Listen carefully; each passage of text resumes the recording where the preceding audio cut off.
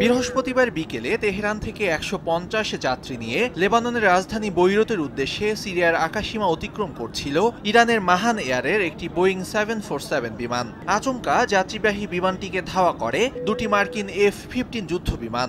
অপ্রীতিকর ঘটনা এড়াতে এ সময় ইরানি পাইলট তার বিমানের উচ্চতা হঠাৎ করেই কমিয়ে আনেন।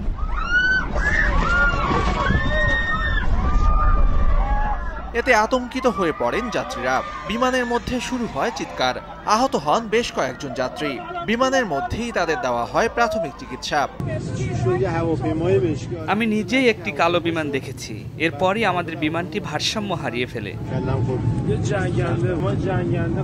আমি নিশ্চিত ওটা যুদ্ধ বিমান ছিল। সেটি কাছে আসার পরই আমাদের বিমানটি বারবার ঝাঁকি খাচ্ছিল। সৃষ্টিকর্তা আমাদের উপর দয়া দেখিয়েছেন। তবে কোনো ধরনের প্রাণহানি ছাড়াই বিমানটি নিরাপদে বৈরুতে অবতরণ করে। মার্কিন যুদ্ধ বিমান দুটি ইরানি যাত্রীবাহী বিমানের ১০০ মিটার দূরত্বে চলে এসেছিল বলে দাবি যাত্রীদের।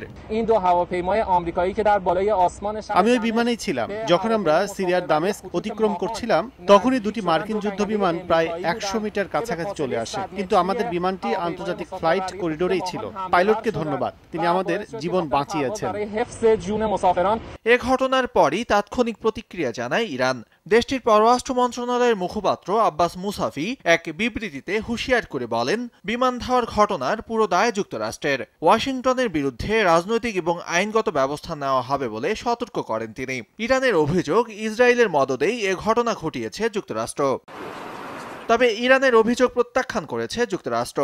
মার্কিন প্রতিরক্ষা দফতরের পক্ষ থেকে এক বিবৃতিতে দাবি করা হয়েছে, ইরানের যাত্রীবাহী বিমান থেকে নিরাপদ দূরত্বে ছিল তাদের যুদ্ধ বিমানগুলো। নিকটবর্তী ঘাঁটি থেকে নিয়মিত টহলের অংশ হিসেবে বিমান দুটি উড্ডয়ন করেছিল বলে জানায় ইরানের রাজনৈতিক এবং সামরিক প্রতিপক্ষ যুক্তরাষ্ট্র। কাজী ইফতেখার শুভ, সময় সংবাদ।